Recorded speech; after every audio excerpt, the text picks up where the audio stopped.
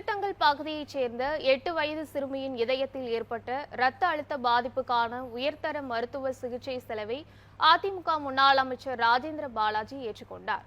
விருதுநகர் மாவட்டம் சிவகாசி சட்டமன்ற தொகுதிக்கு உட்பட்ட திருத்தங்கல் பகுதியைச் சேர்ந்த கூலி தொழிலாளர்கள் மாரிமுத்து, முத்துப்பாண்டியம்மாள் தம்பதியின் 8 வயது மகள் சஞ்சனா இதயத்தில் ஏற்பட்ட இரத்த அழுத்தத்தால் பாதிக்கப்பட்டார்.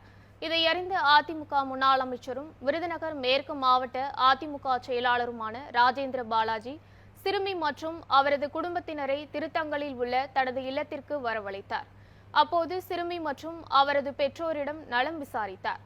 இந்நிலையில் சிறுமி மதுரையில் உள்ள தனியார் மருத்துவமனையில் நவீன முறையில் உயர்தர சிகிச்சை பெறுவதற்கும் ஆகும் மொத்த மருத்துவ செலவுகளையும் ஏற்றுக்கொண்டார். அதிமுக முன்னாள் அமைச்சர் ராஜேந்திர பாலாஜியின் இந்த மனிதாபிமான செயல் நெகிழ்ச்சியை ஏற்படுத்தியது.